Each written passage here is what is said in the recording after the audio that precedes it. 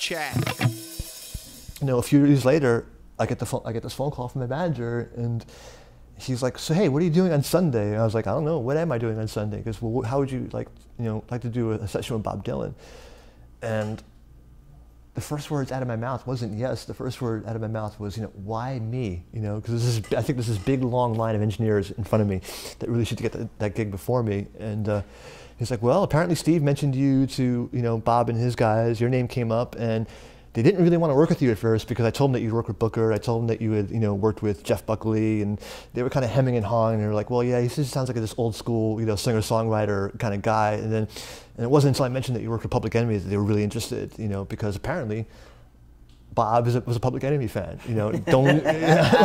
Bob thought that Chuck D was a really great lyricist. You have to understand, like, Bob Dylan is probably one of the greatest lyricists ever to walk the planet Earth. And he notices things like that. And so like my name kind of came up, and so I get to work with Bob, and I was never really a big Bob Dylan fan.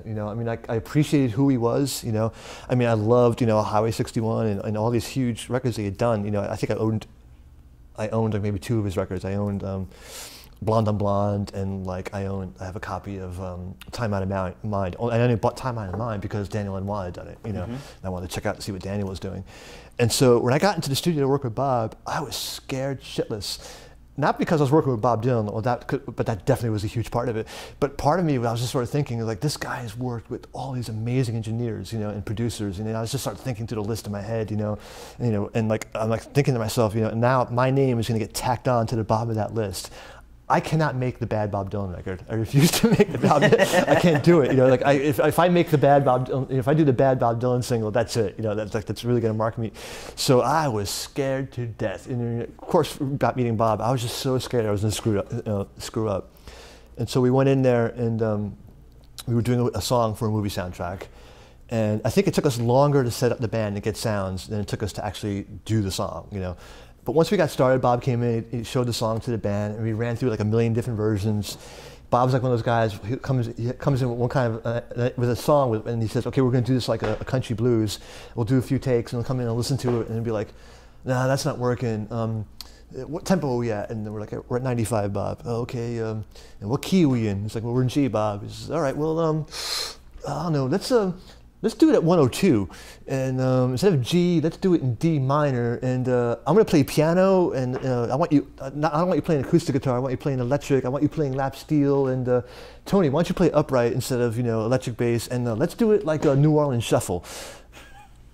And the band walks back out there, and I'm just sort of sitting there, and then all of a sudden I'm realizing I gotta get a whole new set of sounds on this, right? So the band is doing the run through, and I'm in the control room just pulling my hair, getting new sounds. And Bob's not the kind of guy who's gonna look in the control room and say, "Hey, Chris, are you ready? Let's roll one."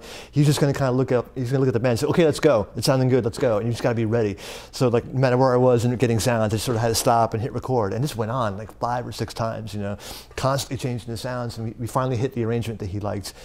And then we did he did like a vocal overdub, and then he had somebody do a guitar overdub, and then he had the drummer go out there and do a shaker overdub.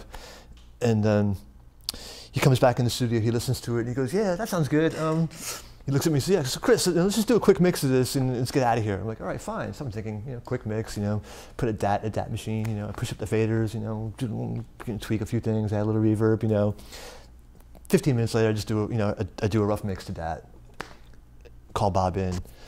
Hey, Bob, check it out, listen to the mix. And he's like, okay, let me just listen to it. I hit play, and he kind of listened to it. He gets halfway through, and he kind of waves his hand. He goes, no, man, this isn't working. I'm like, what's wrong? He's like, well, I can hear everything. Like, I can hear the guitar over here, and I can hear the bass over there, and I can hear the shaker there, and I can hear the piano there. It's just like, but because of all these details poking out at me, it's like distracting me from the vocal and the lyric, let's kind of mush it all together and kind of make it a little bit murkier and darker and a little more sinister sounding, and and make the vocal kind of like harsher and in your face, maybe put my vocal through an amp. So he had these really great ideas, why don't you try that? And I'm like, okay, sure. So he leaves the room, I pull out a distortion box I had in my bag and put it up on a send, and I kind of feed a little bit of it, a little bit of everything into it, and kind of dull down a few things, and we'll do a mix, I print it, 15 minutes later I call Bob and say, hey, check this out, and he listens to it. He's listening to it, yeah, that's a lot better. He goes, where's the shaker track? And I point at the fader. It's sitting down at like, you know, -15 or something like that. It's just kind of like in there, you know. I was like, that's the shaker track. He's all right, play the tape for a second. And he played, and he's like, yeah. Boom, then the fader's all the way up. Now this shaker is just screaming loud. It's like Will Ferrell in the cowbell skit. It's just like, it's like it's in your face. You can't, like, you're listening to the song, you just can't get away from the shaker. He goes, yeah, I like that.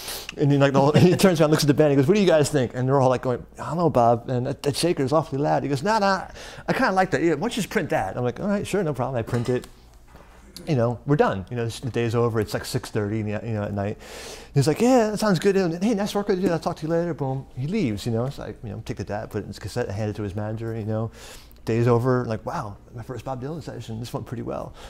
I get a phone call 2 days later from his manager. He's like, yeah, so where's the half inch? You know, for those mixes that we did the other night. I'm like, what half inches? And he goes, well, didn't you print it to half inch? You know, I mean, it was a mix. And I was like, oh, I'm sorry, man. Like Bob said, let's just do a quick mix. I assumed that he meant like let's do a rough mix, and you know, I figured you were gonna take the masters and hand them off to, you know, Danny Lanois or, you know, Ed Sheeran or one of those guys to do the actual mix. And I just assumed that this was a rough mix. And Jeff was like, oh, I'm sorry, man. I really should have told you this, you know, up front. You know, like when Bob says, let's do a quick mix, he means like let's do a mix, quick. You know? And I was like, okay. I'm sorry. He's like, okay, well, I'll just make sure I get a copy of the DAT and, you know, and make a safety of it. And don't worry, it sounds great. We like it. Oh, by the way, Bob's going to go with that really loud shaker mix. I'm like, okay, whatever. He submits it to the movie. It winds up being the song for this movie called The Wonder Boys. It gets nominated for an Oscar and it wins. And it's a rough mix I did to a fucking DAT, you know. And like he wins it. Like I'm watching the Academy Awards, and like the nominees are, you know, Bob Dylan, you know, Elton John. I'm like going, oh God, you know, and like and the winner is, and it's like Bob Dylan. And I swear to God, I got up and I banged my head against the wall. I was like, I can't believe I printed that to a DAT. It's like, so from that day on, I always had a half-inch machine aligned and running every time I worked at Bob.